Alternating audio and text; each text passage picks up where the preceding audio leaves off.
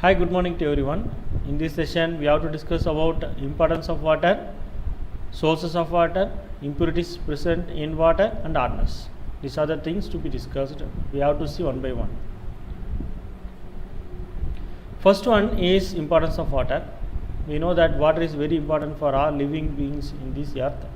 Without water, no one can live. So, water is one of the wonderful material, that means compound that ever existing from the nature. So, we should not misuse this water. We have to save this water. We should not waste this water. So, water is essential for all living beings. So, it cleans our body. That waste materials from our body has been excreted by water only. Without water, that material cannot be excreted. So, water cleans our body. The minerals present in this water, that means potassium, sodium, are very important for our life, because these potassium and sodium can act as electrolytes in our body. So it gives energy to our body, it gives energy to cell. So water is very important. Then water keeps our body temperature at right level. That means that body temperature should be maintained at constant level. If the temperature becomes more or high, automatically that sweating process will be started, and the temperature starts to drop to the right level. So for that, water is very important. So water is important for all resources of our health. So next one is distribution of water in our human body. So that blood is having 90.7% of water, the muscle contains 75.6%, and the kidney and the bone are having 82.7 and 13% respectively, and 80.5% of our brain is having water. So water, without water we cannot live. So water is very important.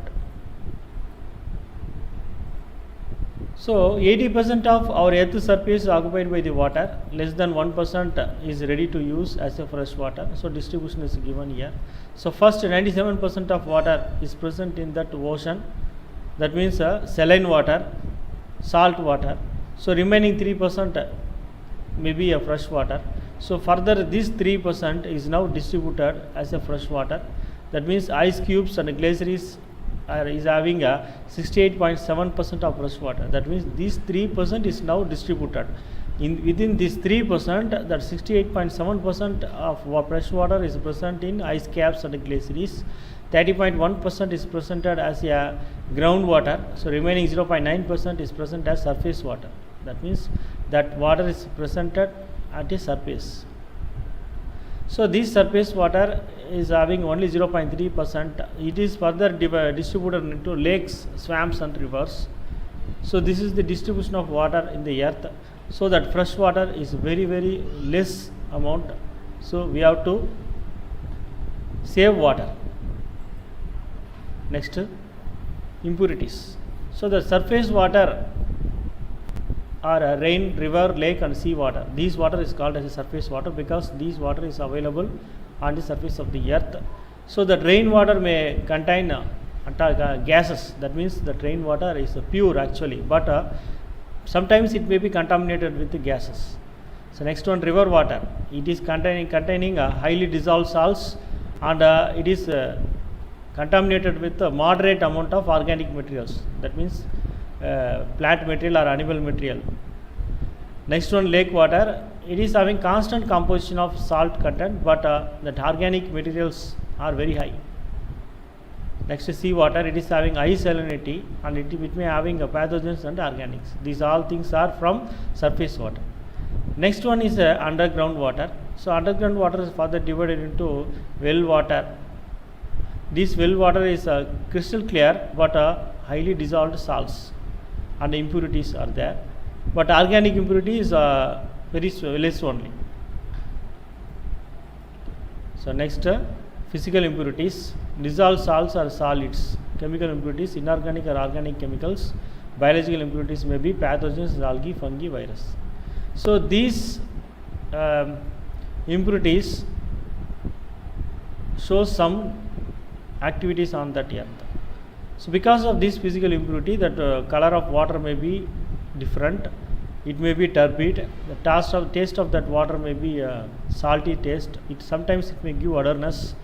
So electrical or thermal conductivity of that water is high because of the dissolved salts. Next one is chemical impurities. It may give impact on acidity. Sometimes that acidity of water may be, as a pH of water may be acid, and it may contains carbon dioxide, oxygen, NH3 gases. Because of the dissolved inorganic salts, that salinity will become more high. Sometimes the pH may be increased. That means that water may be alkaline in nature. That's presence of calcium and magnesium salts increases the hardness of that water. So biological impurities may be microorganisms or water bodies. So this is the organic impurities present in that water. So next one is dissolved impurities. That means salts of sodium, potassium, calcium, magnesium and aluminum ion, traces of their chloride, sulfates are the dissolved impurities. All of these inorganic salts are highly soluble in water, so it may be presented as a dissolved impurities in water. That water is not useful for domestic purpose or industrial purpose. Next, dissolved gases like carbon dioxide, ammonia, H2S are some of the dissolved gases present in that water. Next is suspended impurities. Clay particles or sand particles may be a suspended impurities. Microbial impurities may be a biological matter of plant and animal origin. Decomposed level of these materials makes that biological impurities into water. Next, surface water are normally used for industrial domestic purpose. We know that because saline water needs some treatment to be used in industry or domestic, that is high cost, so we are not using that saline water, but we are using surface and groundwater easily, because that water should be free from salts content. That's why we are using surface water for industry as well as domestic purpose. So all undesired impurities must be removed from this water before the treatment and before the use of industrial and domestic purpose. So that process is called as a water treatment or a water technology. That means the process of removal of all inorganic or organic materials from the water, thereby that water can be used for industrial and domestic purpose. This is called as water technology or a water treatment. Next, types of water. So based on the formation of leather, we can divide that water into soft water or hard water. Soft water means that soft water is free from calcium, magnesium salts, and it will form lather with soap solution. That water is called as soft water.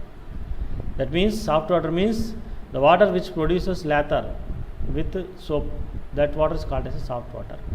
So, but if it is not giving lather with the soap, then that water is called as hard water because of the following reaction. So that sodium stearate is the chemical formula for soap.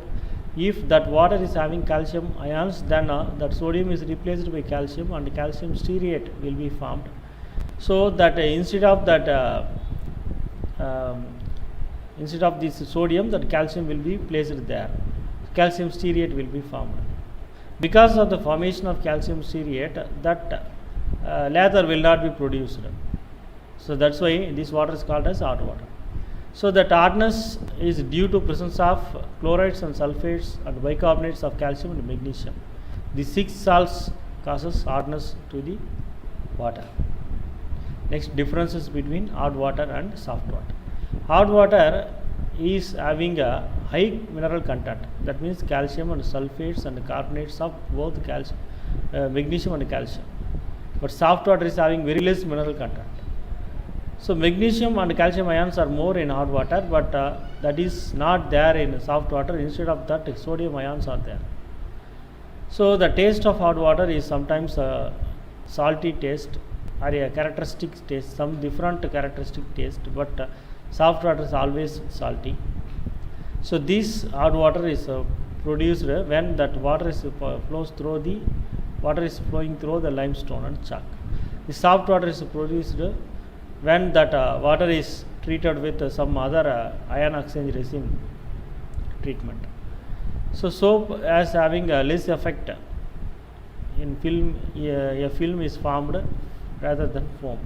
That means that hard water will not produce foam with soap, but soft water will produce lather or a foam. That is the important thing. So in summary, we are up to now we have discussed about that importance of water. That is, water is very important. We have to save water. And next, impurities present in that water. So impurities may be dissolved salts, inorganic, physical, as well as biological matters. So we divided that and we explained that also. Finally, hardness. So water which produces lather with soap, that is called as a soft water, which does not produce any lather, that is called as a hard water. So after that, this session will be end. We will see in next session.